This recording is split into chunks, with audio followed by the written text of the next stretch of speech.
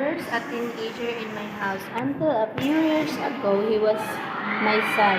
But when he turned 13, he also became this tall stranger with new pimples around his nose and an insolence in his manners. For nearly 2 years now, there's been an undeclared war between him and me.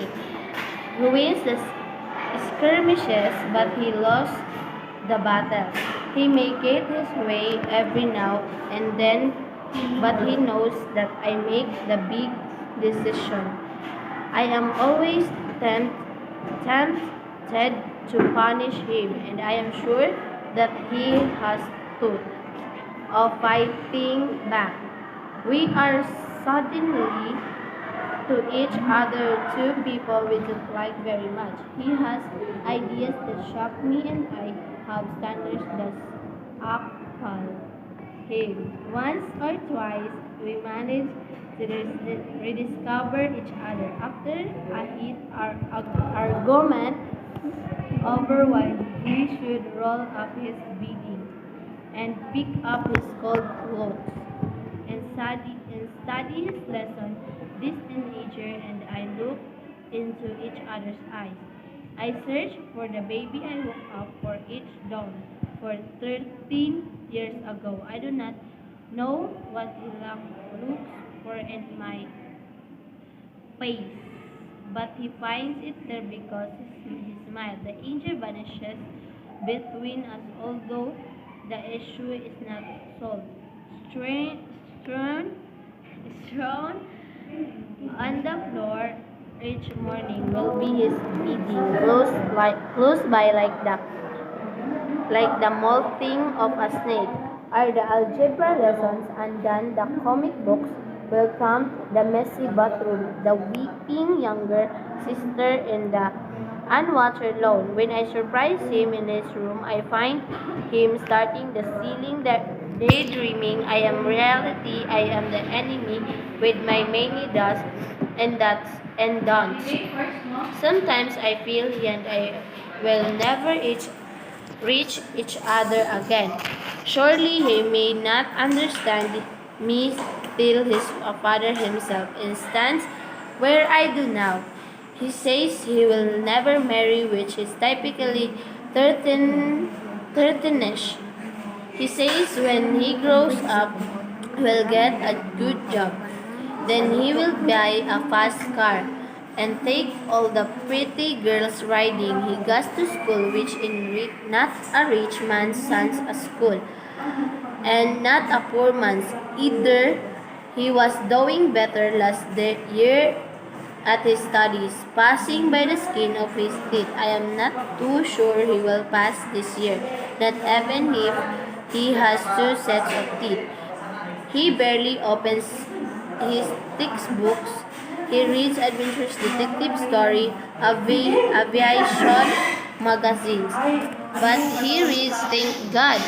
He can sit for hours before the idiot box. The TV mesmerized by even the most stupid programs. He needs a new pair of shoes and school pants badly. But he wants me to buy him the set of drums, only 300 pesos.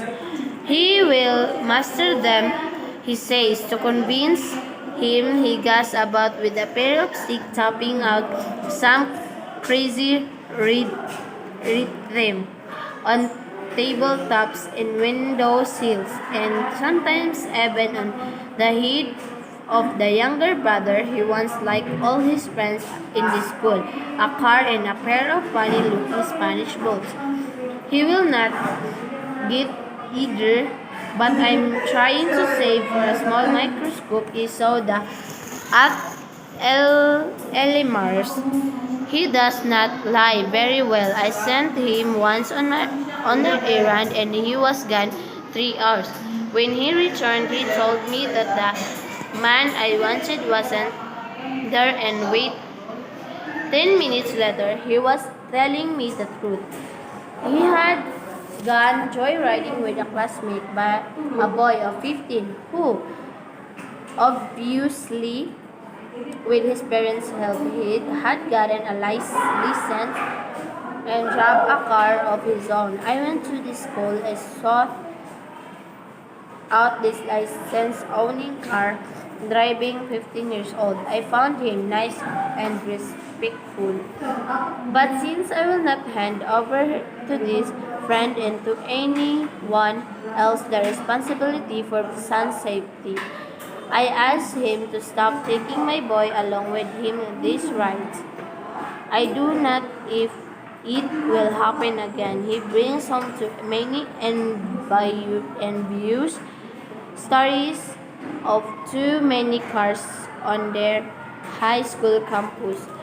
He wants what all his friends want noise, speed, glitter. Last week, on the eve of an induction party, I kicked him home.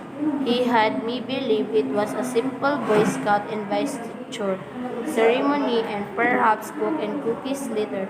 It turned out to be something more elaborate. They had to have sponsor and the pick is out. He was much older as Poshitike from a nearby college. He smoked and drank and she expected him to.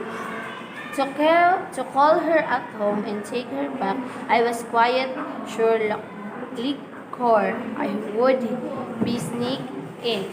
If his 15 years old friends could get license, bringing in a flask was no problem. It was also he had bad luck and the day before the party he handed me a report card with 4 failing grades. I said simply stay home.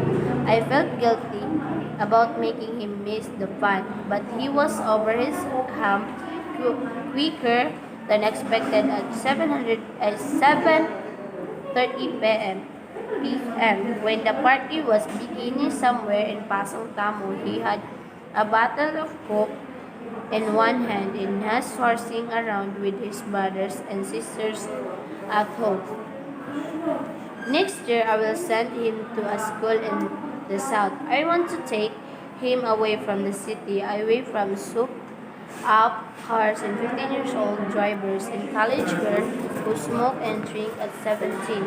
I saw Seliman last summer and was impressed. He would board at a place where he are most get his own food and put his room in order. I'm not always right about him, but I'm right about these things I want for him. I want him to have all the virtues that seem to be going out passion. Honesty, a respect for the law, compassion, and curious intelligence.